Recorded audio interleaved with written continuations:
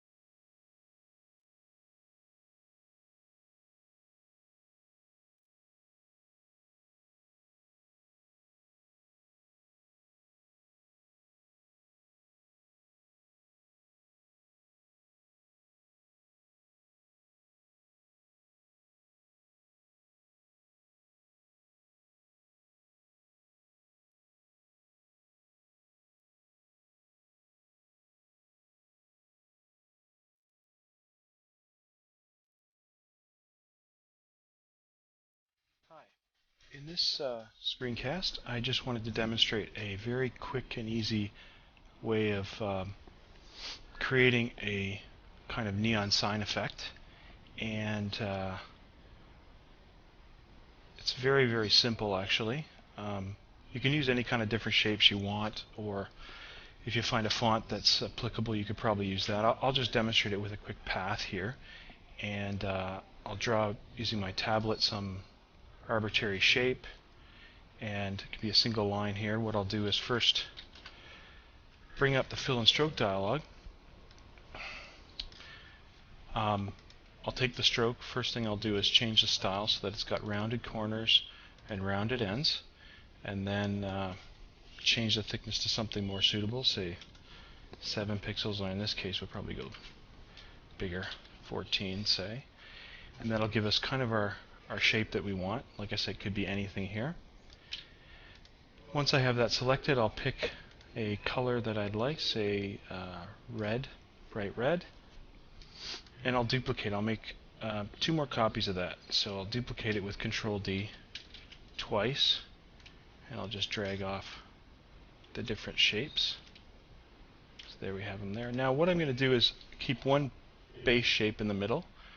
I'm going to create a blurred background shape with this one on top, and a highlight shape with this one on the bottom. So let's tackle the highlight shape first. It's very simple. I'll take the shape, select it, go to the stroke style again, and I'll change the width to something like, say 2, maybe 4. Okay, and I will change that color to white. So you'll not see it here, but the object is still there. This shape, I'll basically leave it as is, but blur it to something reasonable, and you can play around with this setting. And now it's kind of faint when you blur it the first time, so what I usually do is select it and just hit Control T to duplicate it. That way it gets a little bit darker. Now all I do is make sure, selecting that, I send that to the back using page down. I select that white one and hit page up, make sure it's on top.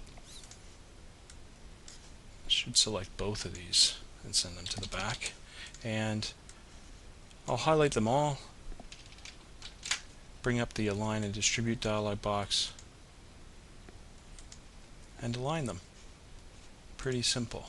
Now when I zoom in, you see it doesn't look that realistic.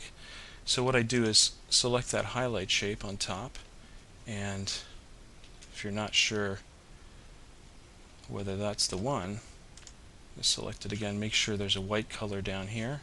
I know it's selected now. I'll just give it some blur as well. Probably 1 is enough. So you can still see the highlight here. Maybe we'll go 1.5. So you get kind of that neon tube shape. And that's really it. It always tends to look better if there's a nice black background behind it. So I can draw a black rectangle, hit page down, make sure it's well behind, and there you have your neon shape right there. My machine is a little bit slow, as you can tell, but there it is, and you can create any kind of shapes you want. One thing I did in the intro that you might not have caught is if you draw something with a path by hand, like I'm going to do here, and say it's a little bit jaggedy and you want to smooth it out, if you select it and hit Control L, Control L is a simplify command. You'll find it up here under path, simplify, Control L, and that tends to kind of round out jagged corners and little make things a little bit smoother. So that'll help out too if you're trying to create some neon letters like I did in the intro. And that's basically it. It's pretty simple. You can get some decent looking effects, and like I say, you can play around with the blur a lot more than I have here. I just wanted to demonstrate it quickly, and you get a pretty decent neon effect. Okay, thanks for watching.